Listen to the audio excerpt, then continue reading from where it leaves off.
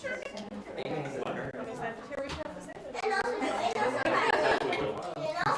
morning, church. Thanks everyone for joining this morning. We're going to go ahead and start singing Worship for God.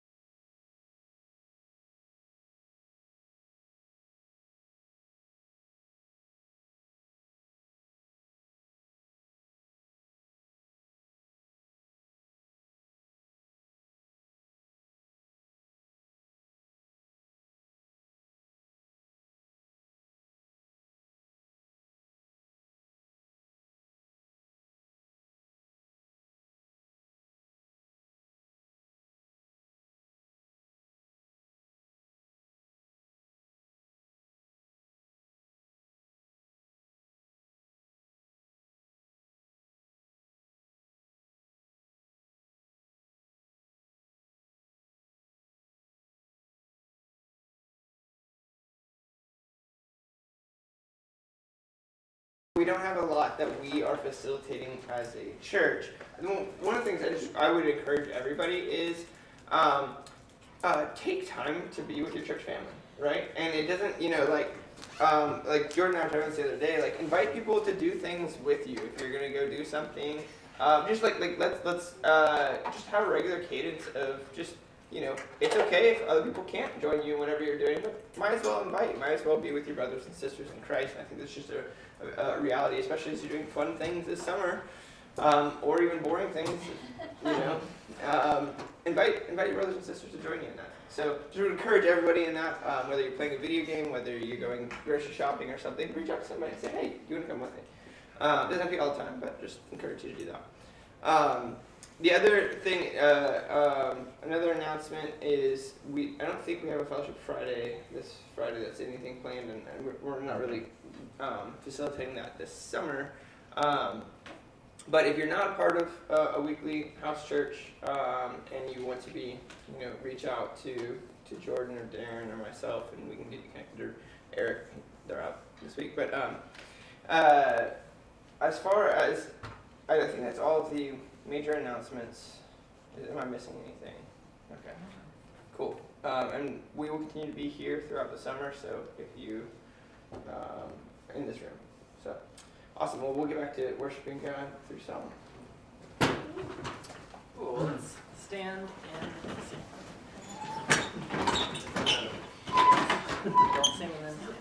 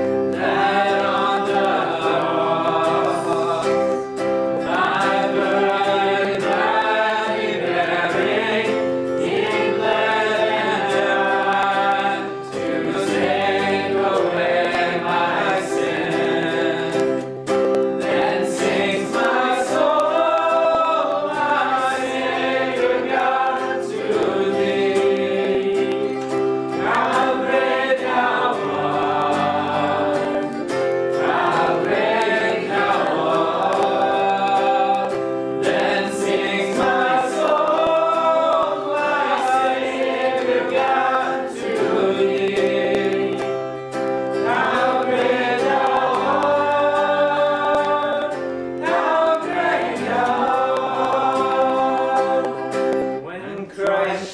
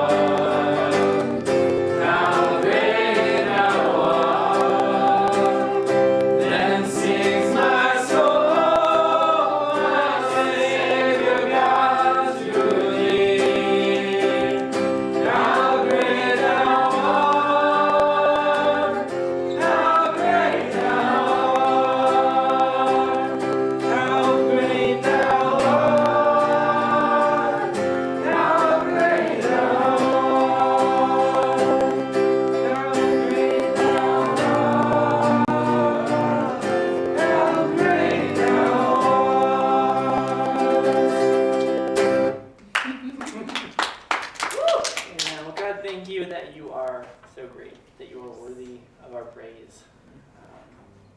I think you have been so good to us at all times.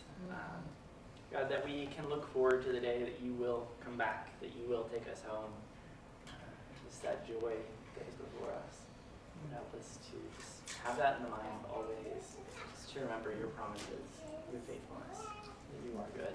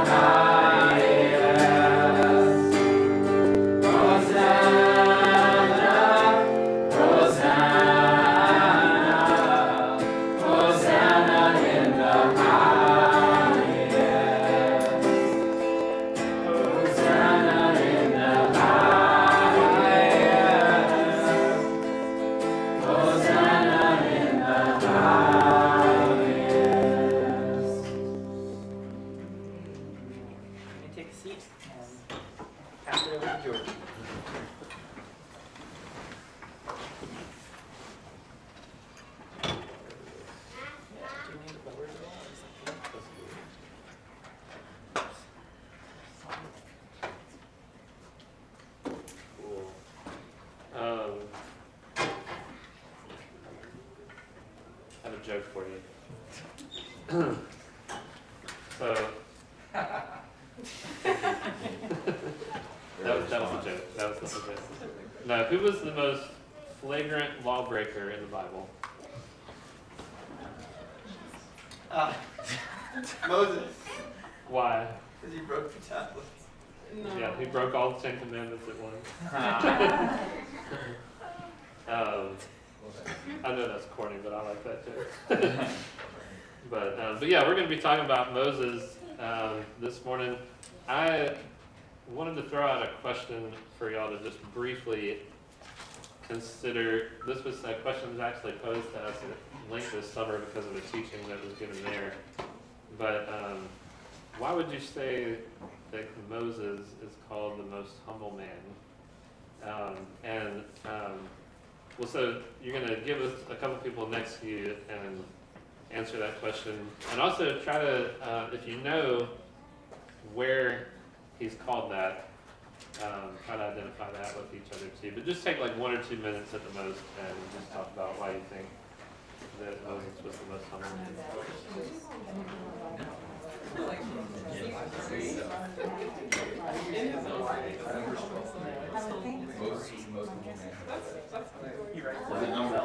It's been so long. It was in the old. It's like, are you really humble? Alright.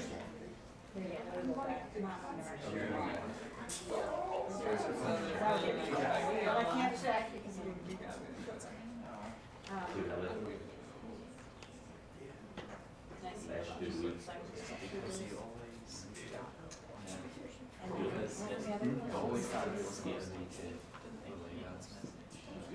yeah, that may be.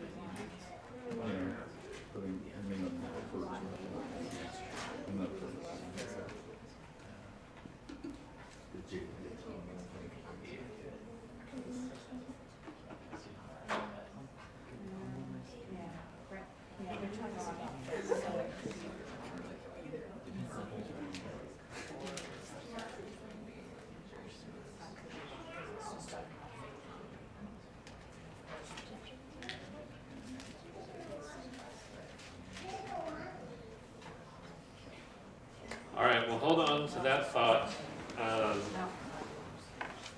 We're going to come back to that a little bit later, but I'd be curious to hear what some of y'all have to say about that. So we're going to do things this way this morning. We're going to look at a little bit of the historical context of Moses' life.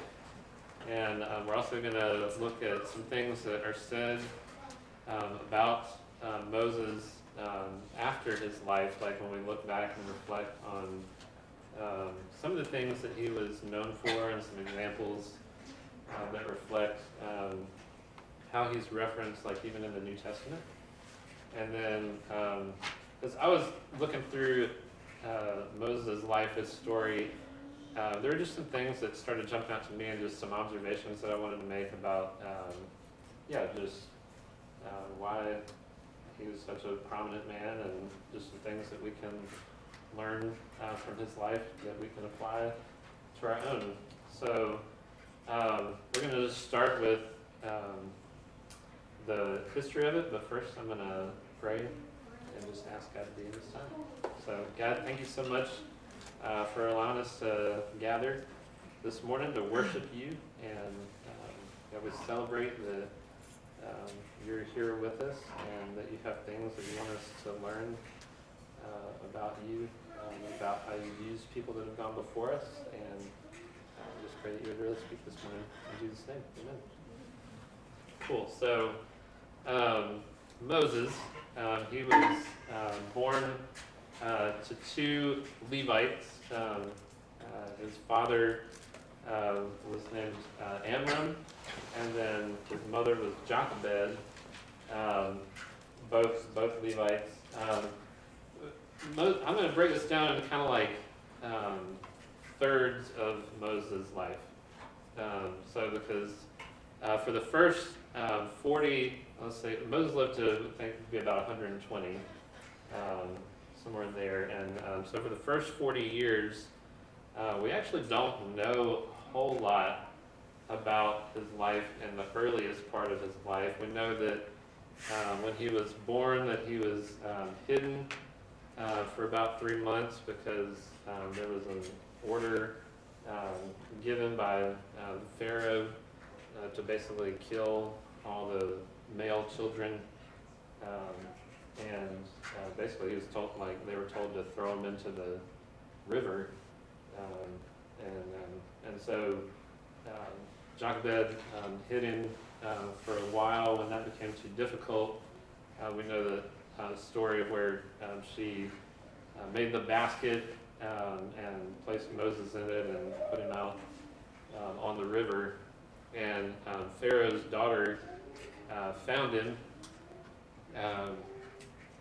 It's kind of an interesting story because he actually ended up being temporarily returned to his mom because he was nursed by her up until the point where Pharaoh's daughter could raise Moses on her own. But yeah, Pharaoh's daughter rescued Moses and adopted him as her own son. I thought it was an interesting reminder that she's actually the one that named him, which I had forgotten about, and that his name actually means that I drew him out of the water, which I thought was very poignant and also some kind of foreshadowing to big events that would happen in his future.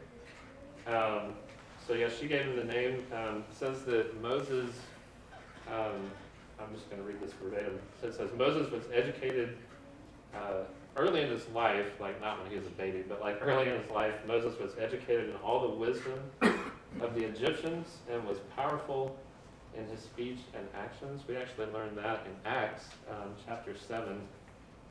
This is when Stephen is talking. This was before Stephen's stoning, but he gives some history of Moses in Acts 7. And then we know that at about age 40 is when, so after the years that he's been trained in Pharaoh's house, he decides to go out and to visit with the Israelites. And when he goes out to visit his people, he sees an Egyptian man basically beating a Hebrew man, and so he goes and kills him in an act of basically trying to avenge his brother. And so, of course,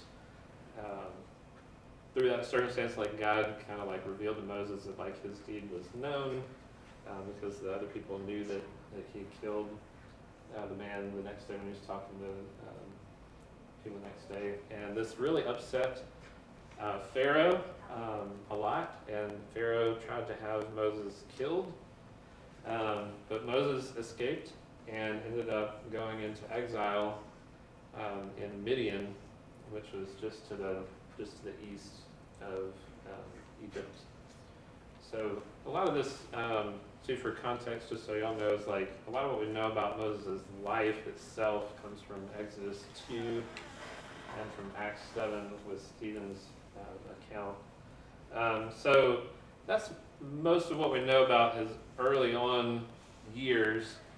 When we get to the middle part of his life, the kind of that middle third from about 40 to about 80, we know that Moses now is living with who would become his future father-in-law, Jethro, who was the priest of Midian, and that as he lived with him, he was a shepherd for Jethro for 40 years, and that while he was there, Jethro gave one of his daughters, Zipporah, to be Moses' wife, and they had 2 children there together.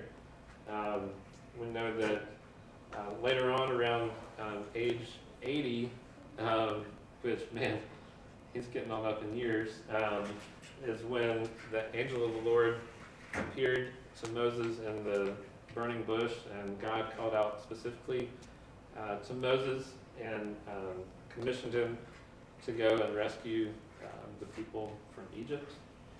And by the way, this would have been now, at this point in his life, there was still a pharaoh in power, but this was actually under a different one than the one that originally wanted to kill him, because that one actually died while he was in exile. So we know that about kind of the middle portion of his life, but the majority of what is recorded about Moses in the Bible, especially, the majority of what's recorded about him happened during that last third of his life, from 80 until 120, and so it was so interesting to me that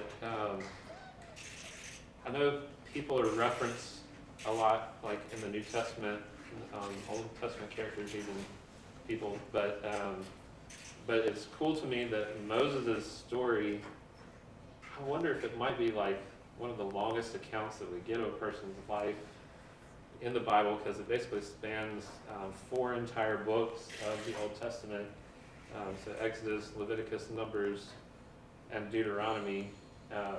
We read about different things that happened during his life and the time that the Israelites were in the wilderness after they were released from captivity. So there's a huge chunk of the scripture that is devoted to what Moses did over the course of his life.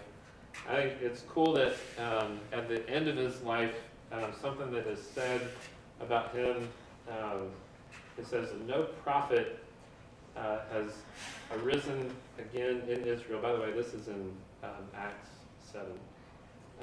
It says that no prophet has arisen again in Israel like Moses, whom the Lord knew face to face. And just as a side note, I thought it was cool that like at one point that Moses is called like a friend to God, that God was able to talk to him as a friend. But going back to this verse, he says, he was unparalleled for all the signs and wonders the Lord sent him to do against the land of Egypt, to Pharaoh, to all his officials, and to all his land, and for all the mighty acts of power and terrifying deeds that Moses performed in sight of all Israel. And I was just sitting here thinking even this morning that like, it's interesting to me how different people were assigned like kind of different monikers almost. You know, it's like David was like the man after God's own heart. You know, like Moses, and we'll get this later, is like considered, you know, the most humble man who ever lived. I mean, Solomon, you know, was given great wisdom, so he's possibly the wisest man. But just that this was said that like Moses was unparalleled among any people, you know, for all the, basically the miracles, the signs, the wonders that God had chosen to do through him as a demonstration of his power and of his goodness. And I thought that was really cool.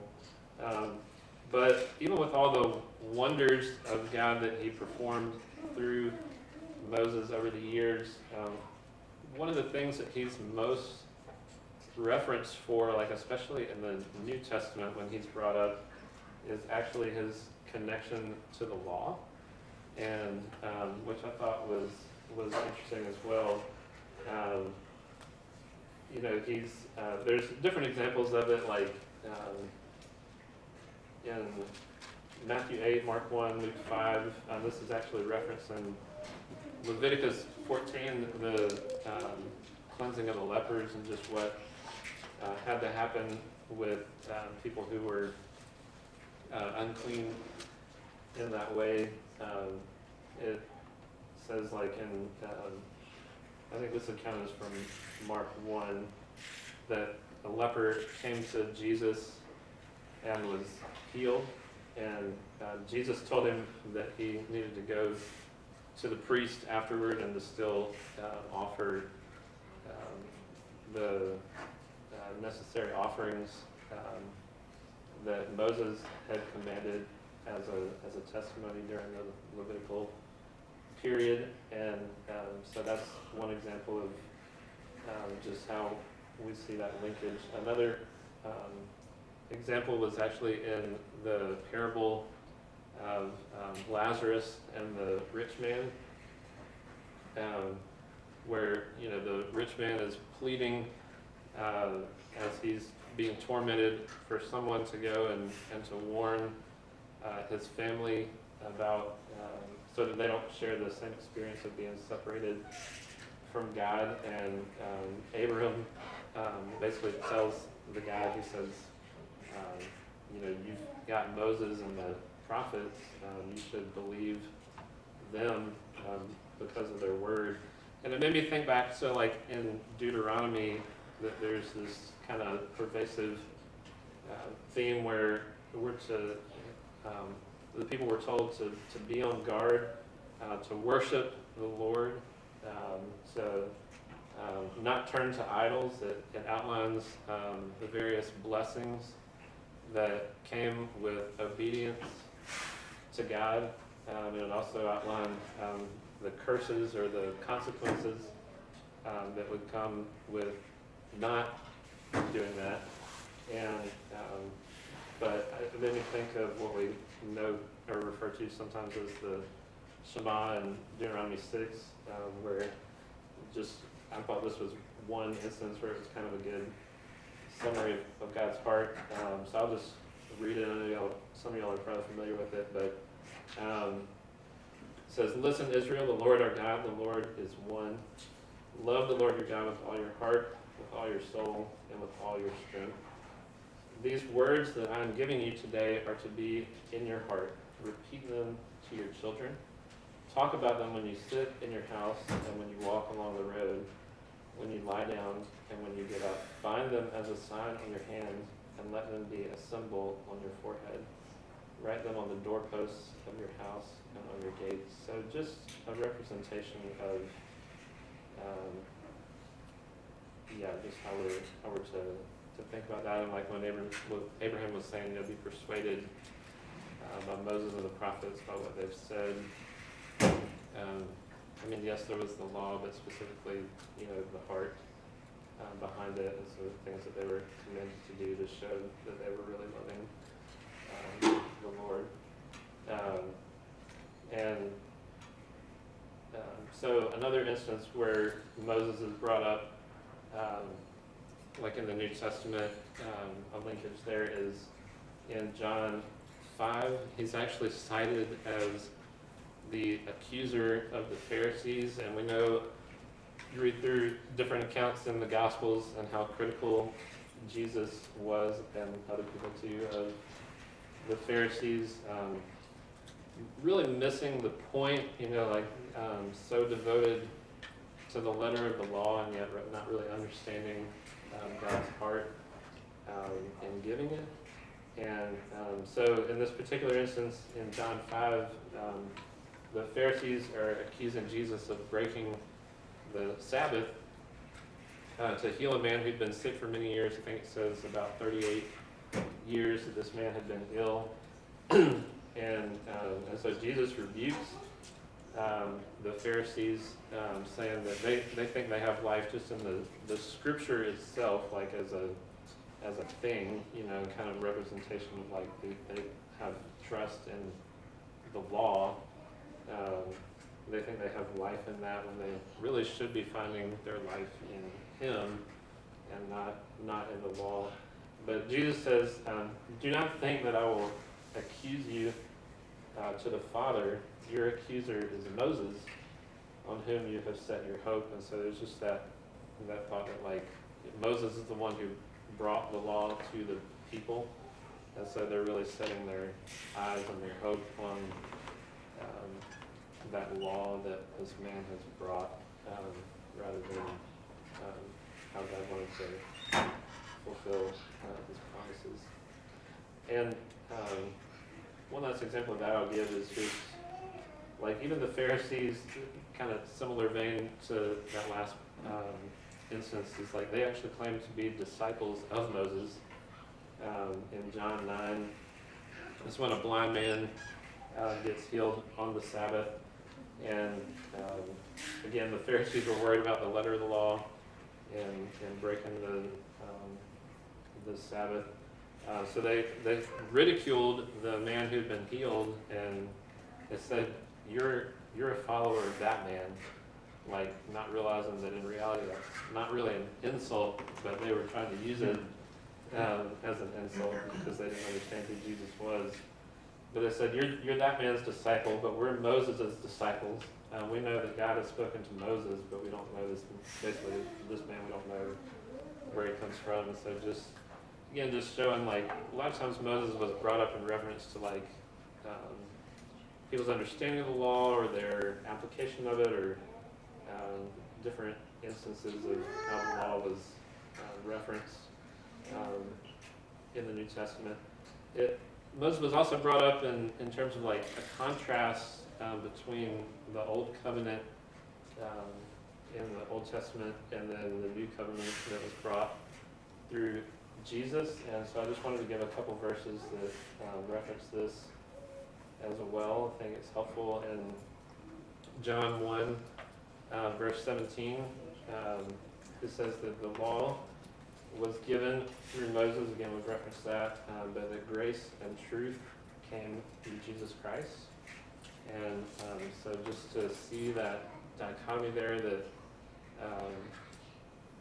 the law that one man brought to show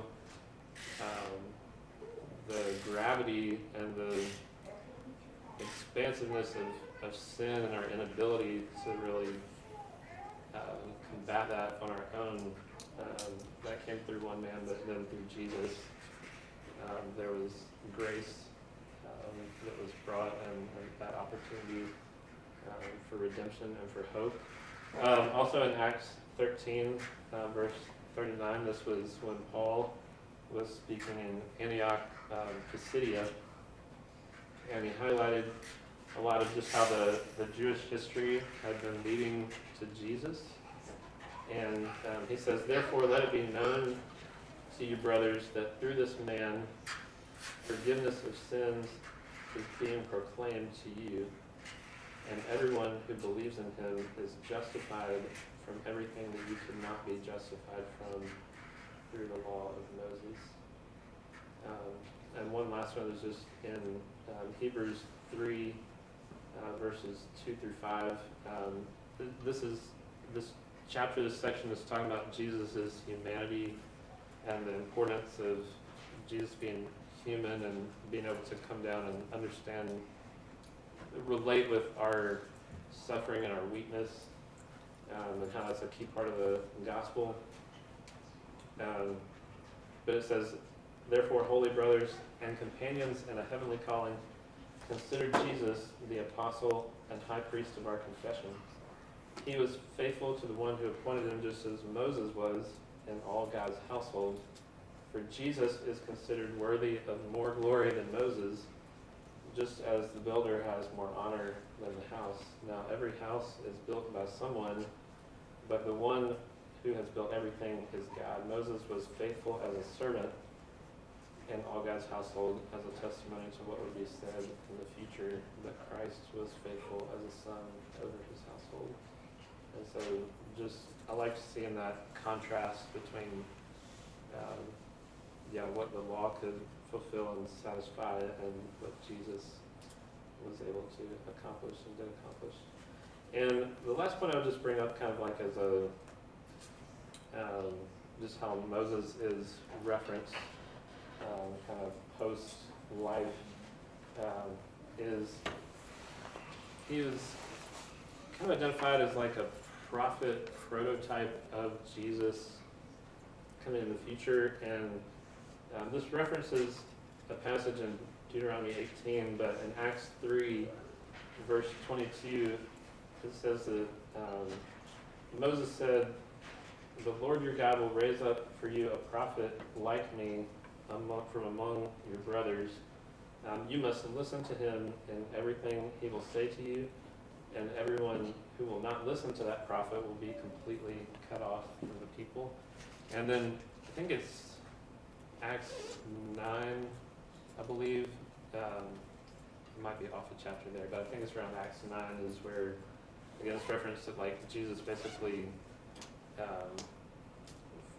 basically foretold of Jesus coming and basically being like our Messiah. And so, yeah, even Moses was kind of seen as like a forebearer of Jesus. In some ways, it kind of made me think of like, I know it's not the same thing, but just like John the Baptist being kind of like a forerunner of Jesus in the New Testament in a way that like how God used certain people to demonstrate certain qualities or aspects of himself that would be important for people to understand in the context of the gospel, and like how Jesus fulfilled God's mission in his heart. So yeah, just thinking about some of those things with how Moses, was obviously we know him for like the big events like the parting of the Red Sea and things like that, but even just there was the application of how God used him to bring about the law as a way to like help expose sin and lead us toward a hope in the future through Jesus. So the rest of the time I just wanted to kind of like highlight a few things that I found really relatable, honestly, as I was like looking through Moses' story and just the things that I really found I could relate with well and that were encouraging to me about his life. And the first one, honestly, is just to know that he was an imperfect man. And, but like, to think back on that quote from the beginning of like how he was unparalleled, in some of the things that God used him to do, just the fact that that could be said of someone, and yet to see how, like with other people in the Bible too, but specifically with Moses in this case, that God was able to use someone who had his fair share of imperfections and weaknesses to accomplish such a great work for his name was just neat. I mean, some of the things that I thought about him being imperfect was him killing the Egyptian man early on in his life and burying him to basically try to cover it up, hoping that people would understand or that they just wouldn't know. And so even if there was maybe some good motive to a degree in that act, that it was still not the best response to the situation, perhaps. Also thought about how he came down off the mountain, off of Mount Sinai, after God had given him the first version of the Ten Commandments, and God had told him that basically while you're up here, the people are down there worshiping a golden calf, which was obviously not good, and so they're down there, dancing and worshiping this idol. And when Moses comes down, it says as he approached the camp and saw the calf and the dancing, Moses became enraged and threw the tablets out of his hands, smashing them at the base of the mountain. And then he basically took the calf and destroyed it too, which was justifiable and should have been done. That was a good thing. But yeah, just how it kind of shows, I guess, to me, I kind of thought of it as like a little bit of impulsiveness on his part, maybe. Like there's a little bit of a brash streak in Moses, but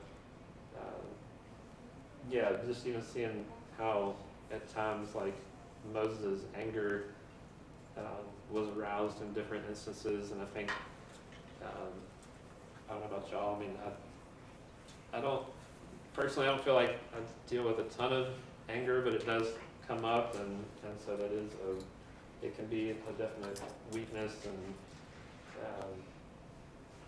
so Moses dealt with that too. I also was thinking a lot about the story of God basically commissioning Moses to go and lead the people out of Egypt, and how Moses really kind of like pushed back a bit on God in that. I think at first it kind of started out as like more of like a questioning is kind of the vibe I get, you know, and then it slowly seemed to turn more toward doubting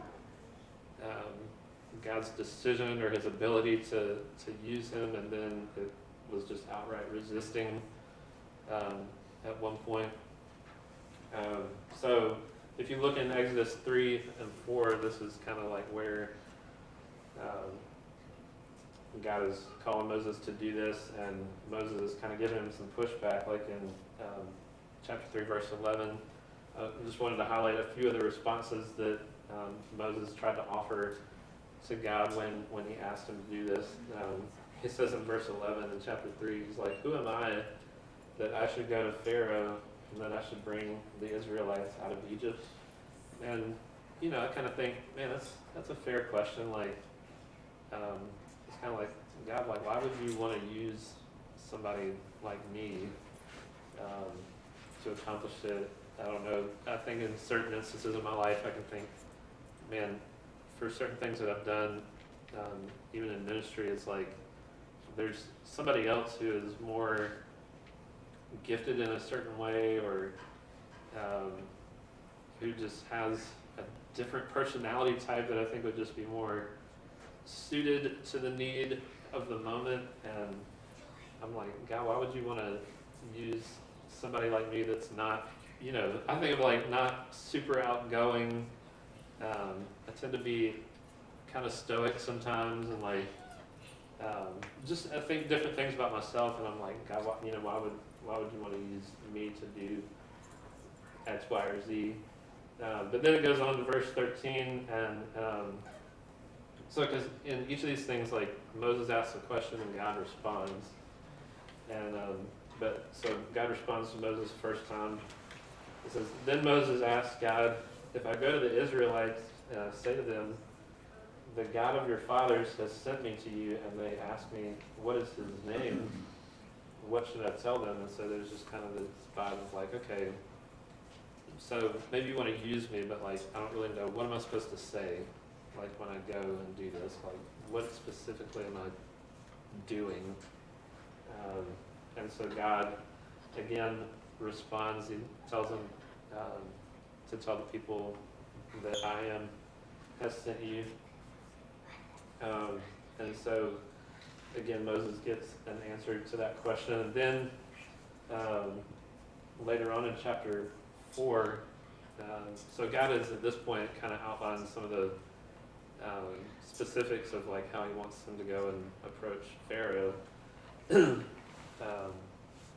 what he wants them to tell the Israelites. So then Moses answered and told God, he said, "What if they won't believe me and will not obey me, but say, the Lord did not appear to you?" And so it's like, okay, so now what if things don't go as planned, and there's pushback, or something doesn't quite go the way that I think it should, or maybe that you would want? So again, just kind of that questioning attitude, that questioning spirit. But then it kind of feel like it escalated, like when you get into chapter 4, verse 10. At this point, Moses says to God, he's like, "Please, Lord, I have never been eloquent, either in the past or recently, or since you have been speaking to your servant, because I am slow and hesitant in speech." And so now it's kind of like this dynamic is shifting from like, God, I just am in wonder, to like, I really don't think you know what you're doing. Like, why do you think you're going to use me? And then in verse 13, basically Moses just begs God, like, just please don't make me do this. Like, just send somebody else. Like, I don't even want to be a part of it anymore. And even once the work was in motion, like after Moses and Aaron had gone to confront Pharaoh, still shows instances where Moses struggled just in his thoughts, and so because after they confronted Pharaoh the first time, the king rejected him, basically ran him off. that he increased the pressure on the Israelites and was making them work harder in their slave labor. So Moses went back to God and just basically said, like, why would you just like cause trouble for all the people? And like, ever since I got involved, like things have just gotten all messed up, and just like, what is going on? And God got angry with Moses at one point for like his attitude toward all of it, but at the same time, like God showed that he was going to be faithful in setting Moses and Aaron up for the work that they needed to do. But I just think like, man, there's so many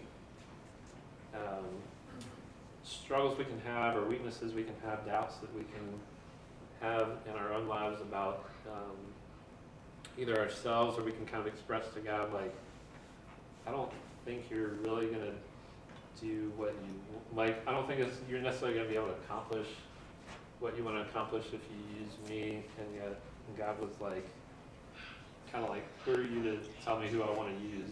Like, I've set you for this certain purpose, and just let me do my work.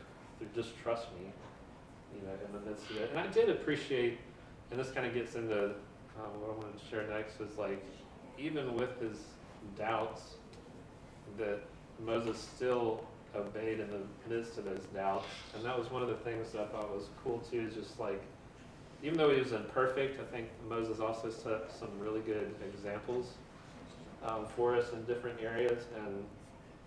And one of those was his obedience to God, and I'll get to that in a minute. But the one that I thought of first was that he was an intercessor for people before the Lord.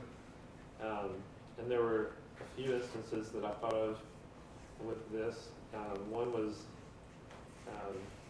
this goes back to Exodus 32, when God spoke to Moses about the people's idolatry.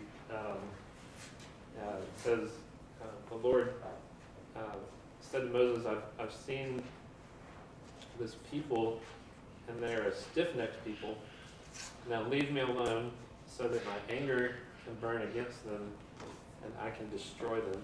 Then I will make you into a great nation. And it says, but Moses interceded with the Lord and said, like, God, why does your anger burn against your people?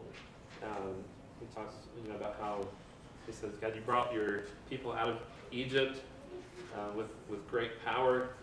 And he, in this instance, and another one later, he basically says, don't let your name be defamed among the Egyptian people, to think that, like, the only reason that you would bring your people out of captivity and rescue them is so that you can just kill them later in the wilderness because of their stubborn heart. And so Moses says, turn from your great anger and relent concerning this disaster planned for your people.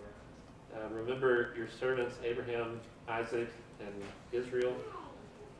You swore to them by your very self and declared, I will make your offspring as numerous as the stars in the sky, and I will give your offspring all the land I've promised, and they will inherit it forever. And I even appreciated, like,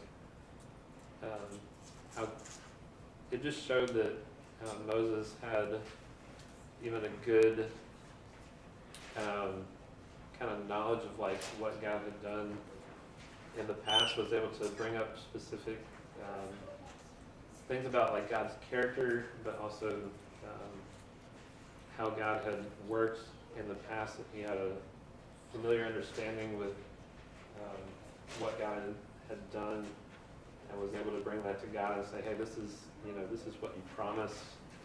I want to trust that you're going to stay true to your word. But just that he had that awareness and was able to kind of bring that before the Lord, I thought was cool. And it says that the Lord relented, and that he decided not to bring about the disaster that he had planned for the Israelites. And I just thought it was so cool, just like his heart to go before God on behalf of others, and just really was pleading with God, and I think an example for us to follow too is like, are we really pleading? Are we just kind of like, oh God, like, just work in so-and-so's life if you want to, and but just like do whatever you want, kind of thing. Are we like begging God for people and things that we know because of His heart that He would want to and would fulfill? Are we having that attitude of really begging and being before the Lord in that mindset? Another instance that I thought of was in Numbers chapter 12, and this is when the people are still on their journey in the wilderness, and Moses' own family starts turning against him, Miriam and Aaron, and they start complaining because the people were up in arms about not having enough food or water, and so even Miriam and Aaron started getting in on the just the complaints and started criticizing Moses, and so they're kind of like, why is Moses so special? Like, doesn't God speak through anybody else, or is it just just through Moses? Like, don't we get to hear from God too? And God called the three of them to the tent of meeting where He would meet with Moses in the wilderness, and He reproved them, specifically Miriam and Aaron, and it says that the Lord's anger burned against them, and He left. And it says the cloud, God would appear to him in the cloud. As the cloud moved away from the tent, Miriam's skin suddenly became diseased, and so God brought that kind of judgment or punishment upon her. Aaron made an appeal to Moses about it, and then Moses went before God and was like, basically just said, God, heal her, please heal her. And I think God did respond. He said she was going to have to suffer some consequences for a time, for 7 days, that she was going to be basically cast out. But then after that she could come back in, and so, but still, just seeing Moses like have these times where he's pleading on behalf of other people. The third instance I'll just bring up, and I won't go too far into this, is in Numbers 13 and 14, the leaders of the various tribes of Israel had been sent out to scout out the land of Canaan, and when they brought back the report, they were like, yeah, this land looks good, but there's all these people that we don't think God is capable of, like, basically we're just going to go in and we're just going to get killed. So if we go, that we're all just going to die. And so then everybody just starts wailing and just saying, oh, God just doesn't care about us. He just sent us out here in the wilderness to die. And again, God says, maybe I should just kill them off. And Moses intercedes again, invoking God's name being defamed among the Egyptians, if they would think that He led the people out only to kill them. And so, kind of like with Miriam, what God ended up doing was like, unlike in the first instance where He just fully relented and didn't bring any disaster, He made Miriam suffer certain consequences but promised restoration. And then in this instance, He said, okay, He's like, the people who went to spy out the land, that because of what they've done, they're not going to get to inherit the promise.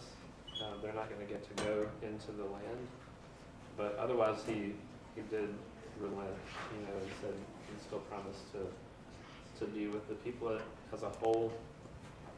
But I just, again, and there's kind of side things we can get off into about like a lot of these instances and what that means in terms of our interaction with God and stuff like that. But I just I like seeing that example of like when different things happen, am I going to go before good and bad? Like, am I going to go before God and really plead with Him, and you know, ask Him to work in specific people's lives? Like, I think being on campus a lot is like, am I really? It's challenged me this week to think like, am I really pleading for God to work with specific people that I've been meeting? Or am I just being like, you know, God just work in a general way, and hopefully that'll mean that you're going to work with the specific people that I've been meeting. I don't know, it's just challenged kind of like my heart in that area. So there's the intercession. Another thing I thought was cool was he showed an example of like really receiving counsel in a good way. And so I don't know how much y'all are familiar with the story of when Jethro, his father-in-law, hears about all that God has done for Israel and how He's brought them out of captivity.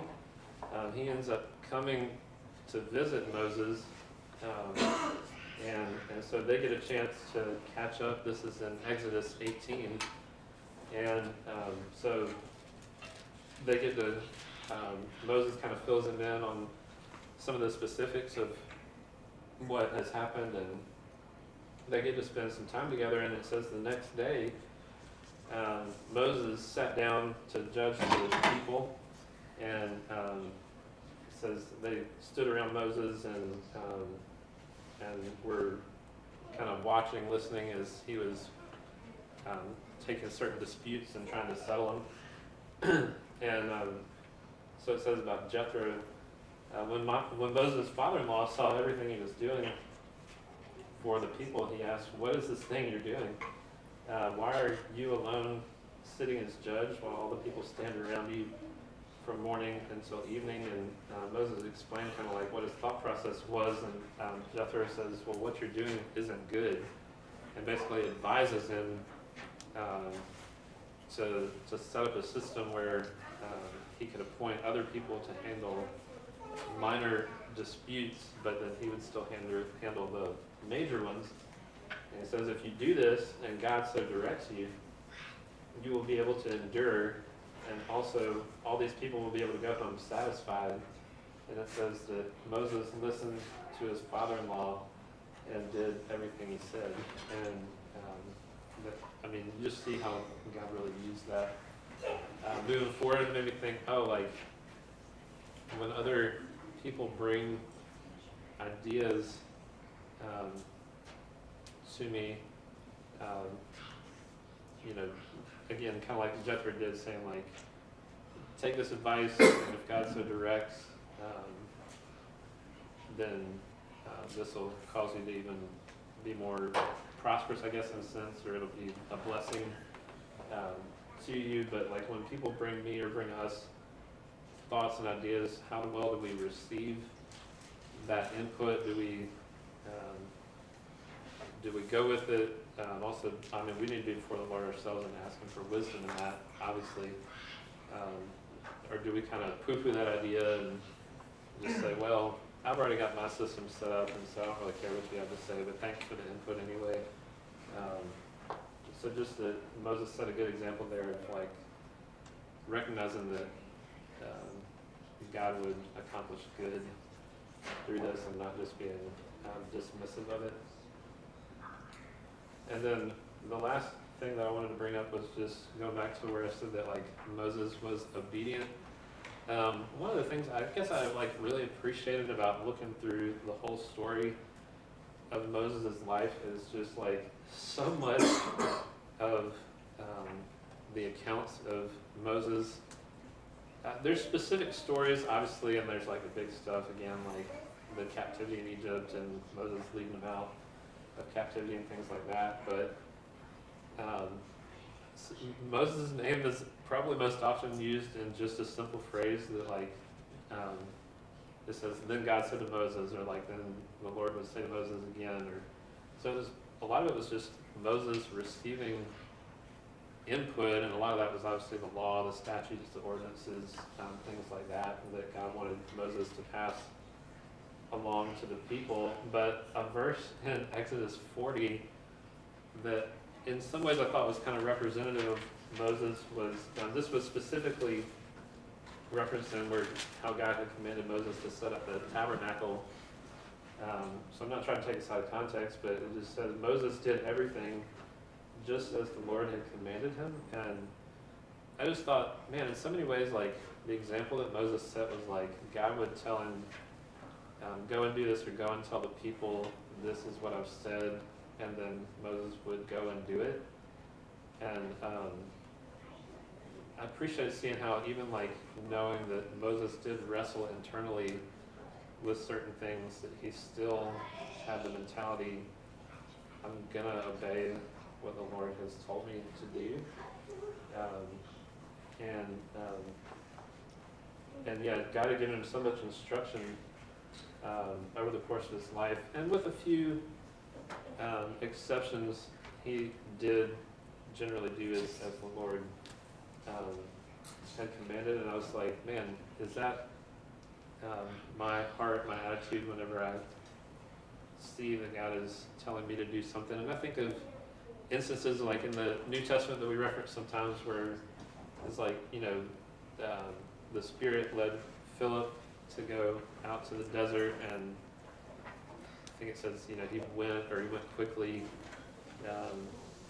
How when God called Zacchaeus out of the tree to come to his house, that there was a quickness about his response, and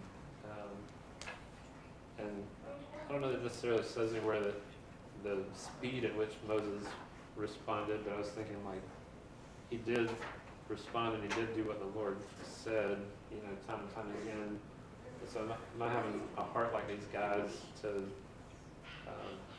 respond well and to respond quickly as well? And so I appreciated seeing that example from him. But yeah, and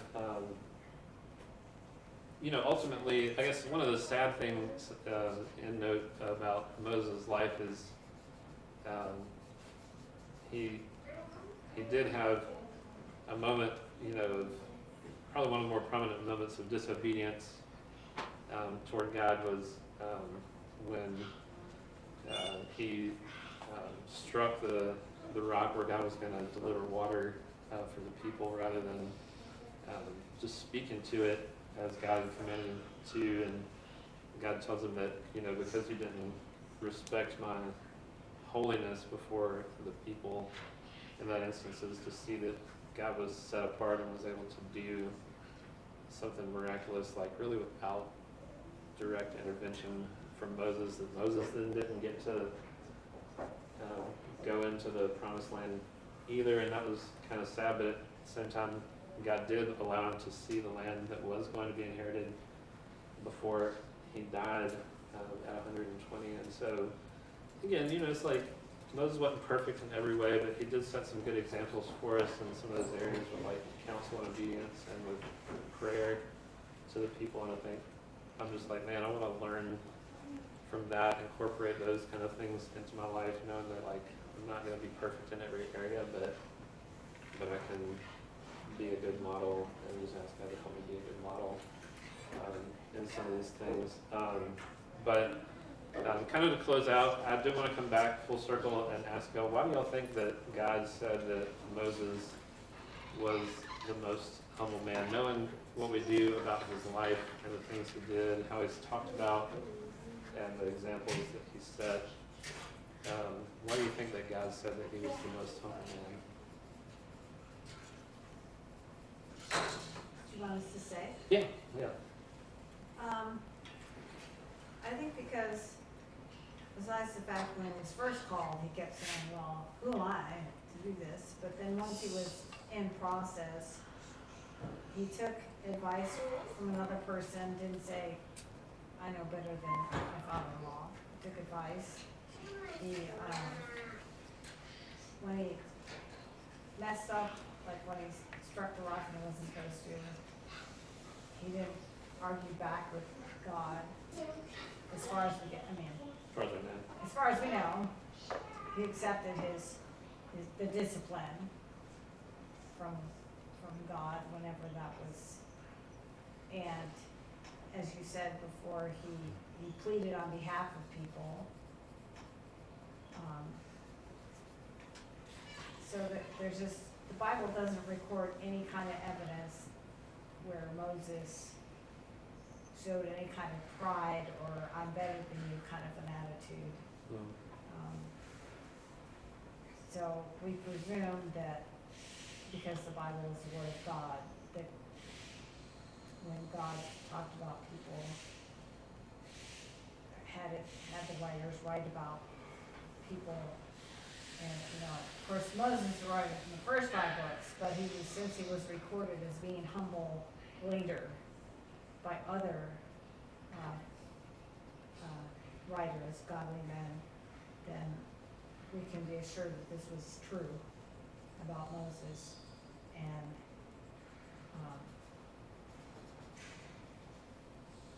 God put the evidence was in the whole book, in the scripture, and Yeah. this is there. So that's what I can see from what I've read, which you have been also said, pointed out.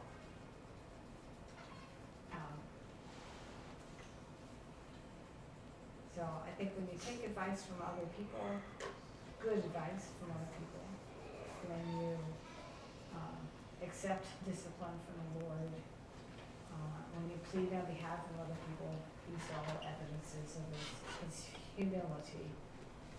Yeah. That's good.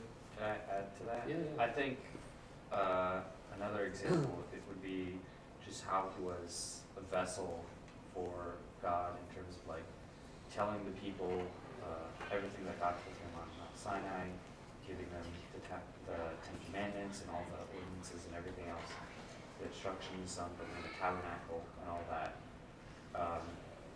A lot of it was him like basically being a vessel for God and his word to the people and not laying on his own expectations or his own thing on it. He was just, in most cases, just a pure vessel for who God is and God's truth and word, and because of that, he was considered humble in the sense that he never put himself in a place where he was before God. He always put God first, and then in the instances that he doesn't, he is rebuked and he turns back.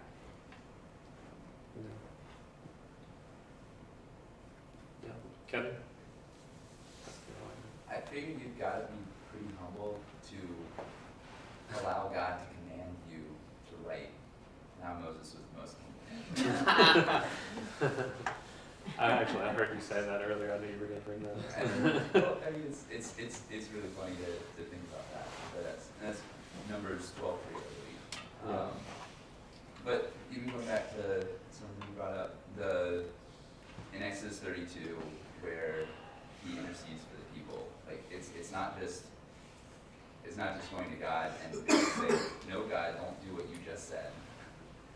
But something that he said was, no, I'll raise you up instead of these people. And so it's taking the honor and glory that would come with that and putting that below all of the people that he was leading.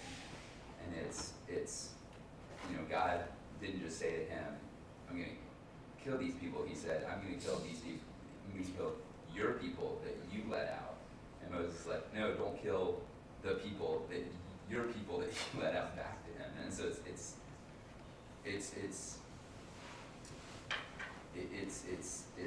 deferring the ownership of the people, it's deferring the glory that he could have. It's taking all this that God could give him and saying, no, but for your name, don't do this.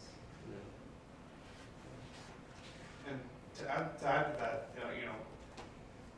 not only was the Lord going to wipe out those people, but then he was going to, rebuild out of Moses. Like, that's even more glory that Moses is giving up by being an intercessor on behalf of the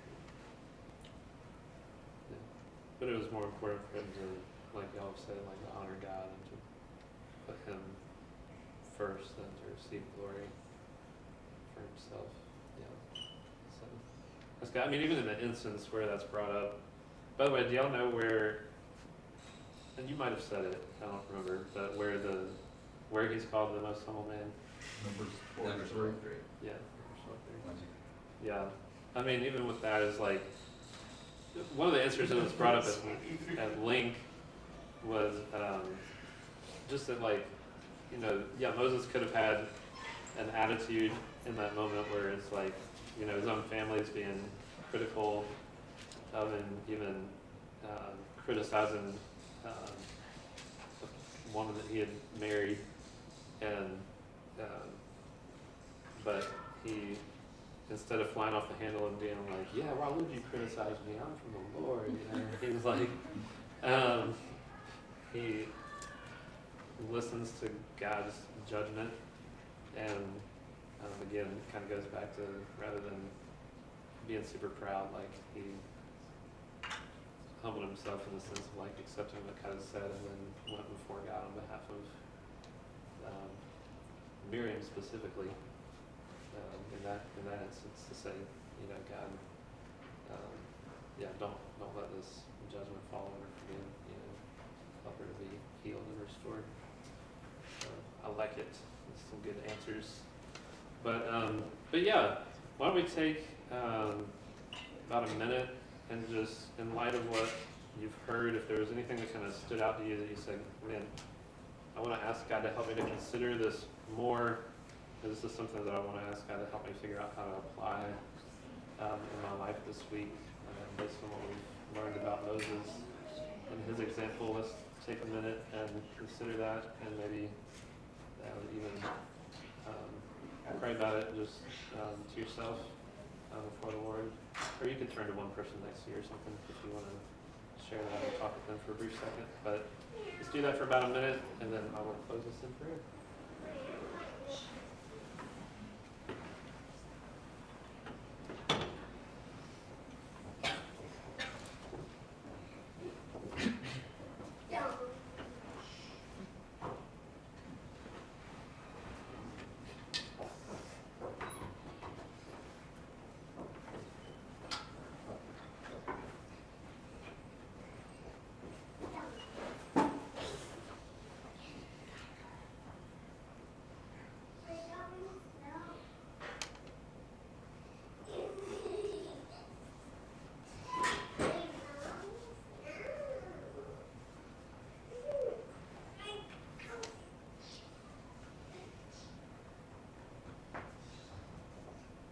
Well, God,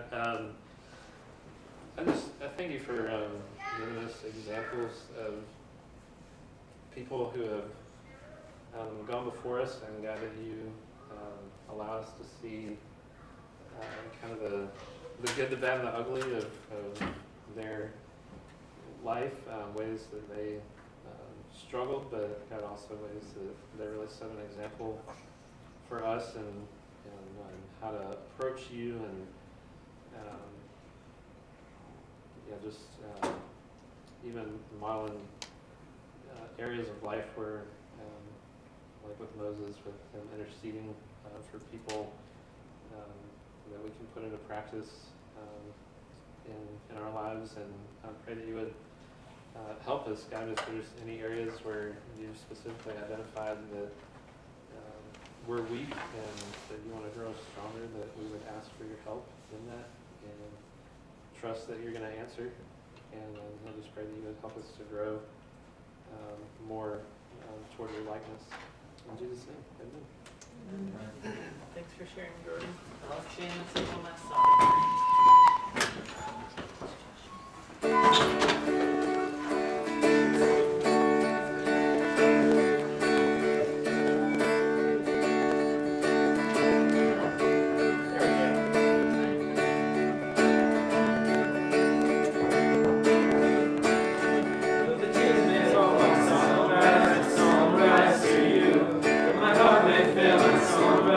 Sunrise to you, while there's breath in my lungs, I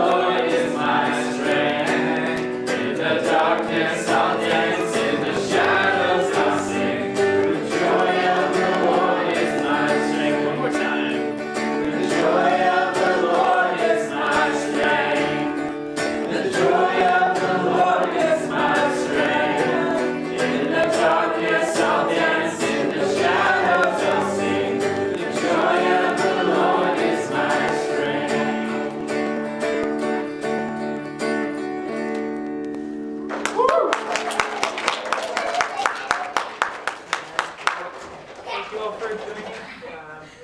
Yeah, if you get a chance, share with someone what stuck out to you, how you're going to apply what Jordan taught.